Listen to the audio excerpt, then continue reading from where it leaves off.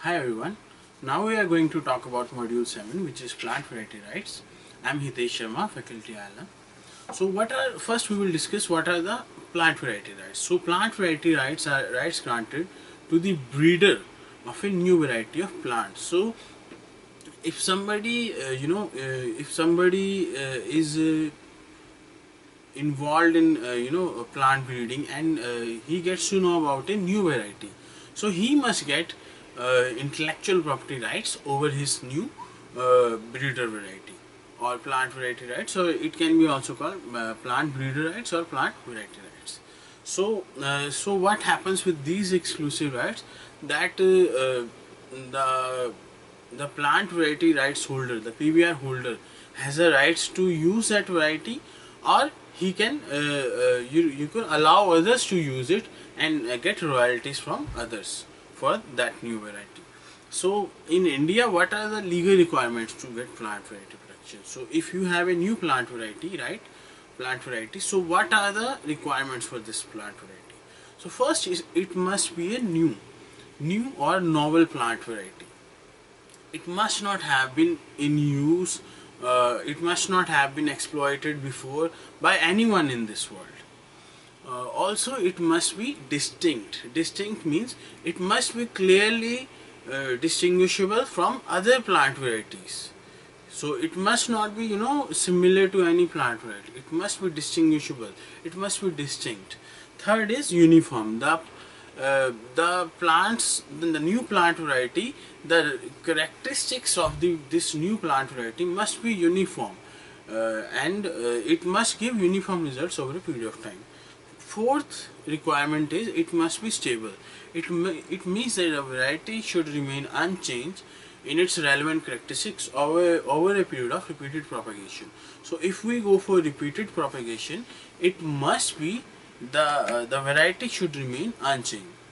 The fifth thing is it must have a suitable denomination, which means the denomination must not be in use earlier, and it must be different denomination from the other plant varieties. So, but what are the rights conferred by PVRs and its significance? So, the PVR holder, the plant variety right holder, so what he can do, he can assign his plant variety, or he can license it to many people. He can give exclusive license or non-exclusive license, then and then afterwards he can collect royalties from the people to whom he has licensed the plant variety right. So now we will discuss what are the international and regional systems. So the first international system is UPO, that is the International Convention for the Protection of New Varieties of Plants. So in UPO, it allows a protection on a supranational basis. It's like a Madrid Agreement or Protocol for Trademarks, and it, or you can say Hague Agreement for Industrial Designs. So it can give you an international protection, so which greatly reduce the cost of application and prosecution. So because in this case you have to file only one application for all the member countries. Otherwise, in the absence of this system, you have to file, suppose there are 90 members, so then you have to file 90 individual applications. But in this case, you have to file only one application, one international application. There is one more regional system. The regional system is in Europe. It is Community Plant Variety Office. So in European Union, so all the member states, so there can be one single application to the CPVO, Community Plant Variety Office, and with this application you get protection of your plant variety in all the member states of the European Union. The CPOB is an agency of the European Union. It is located in France, and it was established in 1994.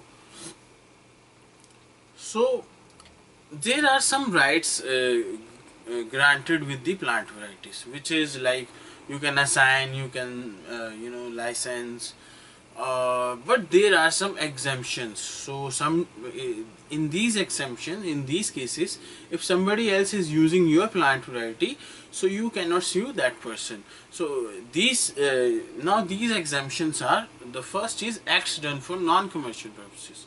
So if you are doing some act for non-commercial purposes, so then the plant variety right holder cannot sue you. The other exception is acts done for experimental processes in universities and R&D laboratories, research institutions. So in these research institutions, if somebody is doing research on your plant variety, so you cannot sue that person doing the research. The third thing is, if this plant variety is used for the purpose of breeding and exploiting other plant varieties, so you cannot sue this person for this purpose. So the protection term varies. In some countries it's 15 years or 18 years, 20 years, 25 years. In Indian plant variety right system, we have a special act, which is the Protection of Plant Varieties and Farmer Rights, PPVFR Act 2001. So in this act, the trees and vines are given 18 years of protection, and all other crops are given 15 years of protection. That's all about plant variety rights. Thank you.